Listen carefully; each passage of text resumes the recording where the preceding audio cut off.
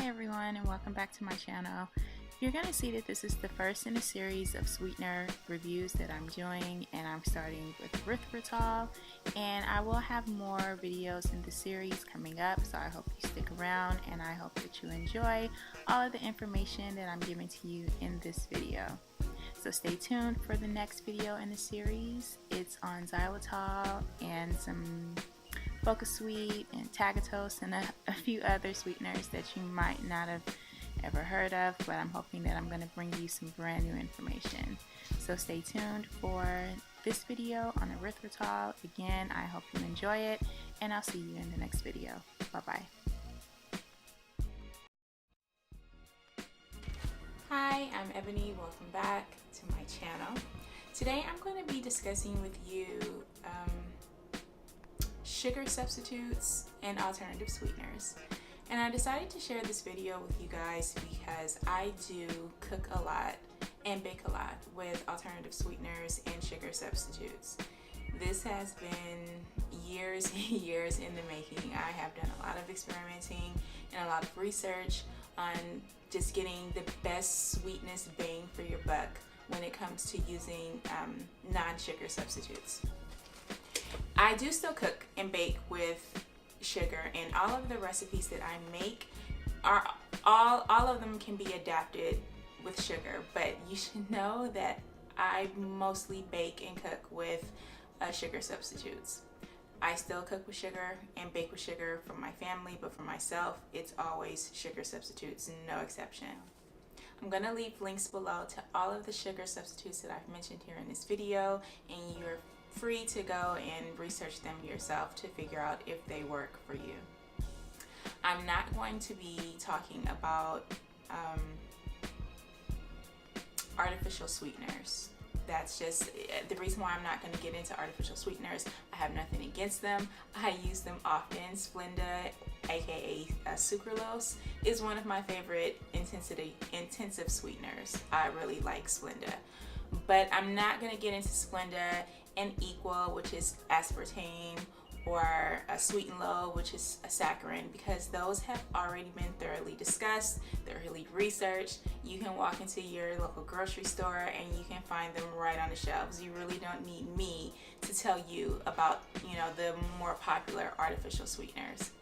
I'm also not going to be discussing things like stevia because again, that is a very common sweetener now that you can find in the store, and also because I don't like stevia at all, and I really try not to use it.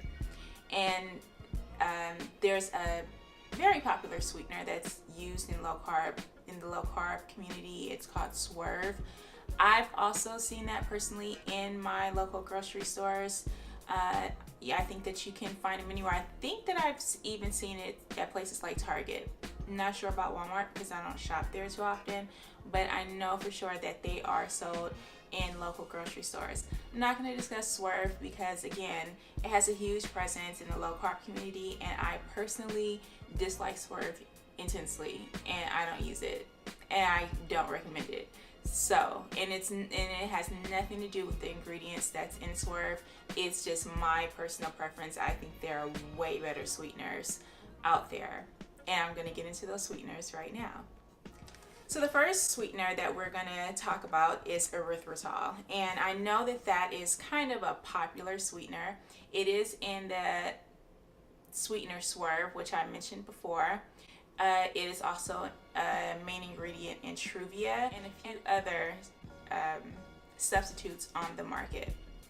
I will say that all the substitutes that I am mentioning today, they are natural substitutes. They are from nature. They can be found in nature. They're not quote unquote created in a lab. I will get into it more with each sweetener that I discuss, but these are not artificial sweeteners. Some of them are sugar alcohols, some of them are not. Some of them are categorized as sugar. They're not sugar, but they're categorized as such. So just to let you know ahead of time, these are not artificial sweeteners. So first we're going to get into erythritol. Like I said, it is a main ingredient in Swerve. It's also a main ingredient in Truvia. So a lot of you are already familiar with erythritol, even if you're not sure about it. And this is erythritol. right here. This is my bag of my preferred brand. Something else I want to mention about sweeteners. I have preferred brands, and there are lots of brands out there, and other people might prefer other brands. And I know that you're thinking, well, if it's erythritol, what's the difference? Well, it's just like dealing with sugar. We all have our preferred sugar brands. For me, I don't find the quality in store-bought sugar as I do in C&H sugar, which is a brand that I buy when we are in California.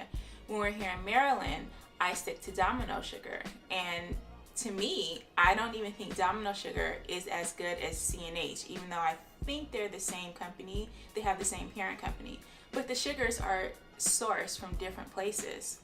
So when you have sugars sourced from different places, the sugars are going to taste a little different. Sometimes it might be a little bit more cloying, and other times a little less sweet.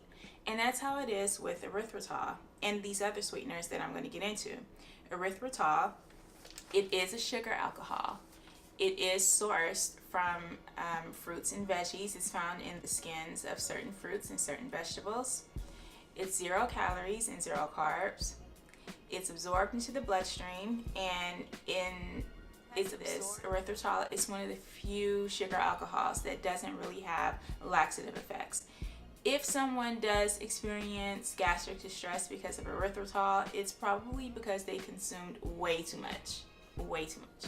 And honestly, you will get that same effect if you consume too much sugar or honey or maple syrup. You have to eat things in moderation. So generally, for most people, erythritol is not gonna affect your gastric system at all. You should be fine with it. You will have a small number of people who do experience uncomfortable symptoms when consuming erythritol. This is done on a case-by-case basis. If you want to try these out, then you should know to ease into anything that you're going to try and make sure that it's working for you. Just don't jump in and make a huge cake with erythritol. You need to maybe have it in tea, have it in some coffee. Just make sure that it works for you before you go all out and invest in a 5 or 10 pound bag of it. I'm going to get into the cons of erythritol, and I don't want to spend too much time on erythritol because there is a lot of information out there on it, and I've even seen plain erythritol sold in some of our health food stores. So I would say that that's another pro. It's easily accessible. So the pros are 0 calories, 0 carbs. It's absorbed into the bloodstream. To ease into anything that you're going to try and make sure that it's working for you. Just don't jump in and make a huge cake with erythritol. You need to maybe have it in tea, have it in some coffee. Just make sure that it works for you before you go all out and invest in a 5 or 10 pound bag of it. I'm going to get into the cons of erythritol, and I don't want to spend too much time on erythritol because there is a lot of information out there on it, and I've even seen plain erythritol sold in some of our health food stores. So I would say that that's another pro. It's easily accessible. So the pros are 0 calories, 0 carbs. It's absorbed into the bloodstream, and you pee it right out. Just that's what you do. You're taking it in and you're peeing out. Some of the cons of erythritol is that it has a significant cooling effect. And if you don't know what a cooling effect is, go into your kitchen, get something that tastes like mint, and that's what a cooling effect is. It's where you have that cool sensation in your mouth after you eat a mint. You won't get the flavor, that minty peppermint spearmint flavor, but you'll have that sensation in your mouth after you consume too much erythritol. And that is because erythritol, it breaks down in water and it breaks down in high heat, but then it recrystallizes once it's cool. So it's just like you pouring, just sugar granules inside of, or pouring it on top of something that's already baked. It's going to be crunchy, it's not going to be fully dissolved, and it does not stay fully dissolved like sugar does. Unless you use another sweetener that will kind of inhibit the erythritol from reforming once you bake with it. For example, Swerve uses erythritol, it uses an inulin fiber, which I'm going to talk about later, and it uses a high intensity sweetener, stevia. And that is because the inulin is a fiber and it kind of counteracts the erythritol. And this works with other sweeteners too, such as xylitol. You can combine these two. You'll bake your baked goods, but it's not going to crystallize because there's something in the inulin that's preventing the erythritol from doing so. And the cost of erythritol, and I have that right here, if it's bought in bulk, it's as little as $4 a pound. So if you go on Amazon, and that's typically where I buy my erythritol, if you go on Amazon, you are going to pay about $8 for a 1 pound bag. If you decide to buy a 5 pound bag, it's going to be about $4 a pound. I've seen 5 pound bags running anywhere from $20 to $24. So you should be able to, it's one of the cheapest sugar substitutes that you're going to find.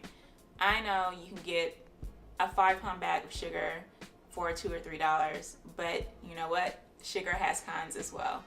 So you have to decide which is important to you. But that is the price of your erythritol if you decide to purchase it.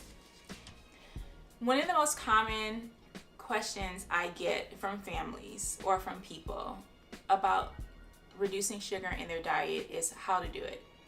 Using erythritol is an excellent way of reducing sugar overall in your diet. And what you do, and what I advise people to do, is to take erythritol because it has 0 carbs, 0 calories, and it does not upset your digestive system. You can take that and bake your cake and use half erythritol and half sugar, and bam, right there, you are reducing significantly sugars and carbs. Your erythritol, this is another con, is only about 60 to 70% as sweet as sugar. So if you take sugar and you have a cup of sugar and you take out a third of that, then you will have the sweetness of erythritol. So that means that if you use a cup of erythritol, it's going to be the equivalent of using 2/3 a cup of sugar. In another video, I'm going to explain to you how the sweetening power works of erythritol and all the other sweeteners, and how to get that sweetening power to match that of sugar. And that's important when you're baking. But for tea and coffee and things like that, it works great. I always keep a bag on hand. It isn't my favorite sweetener, but it's one that I will always keep in my pantry because the pros vastly outweigh the cons, and you figure out ways to make erythritol work for you. And now we're going to go on to the next sweetener.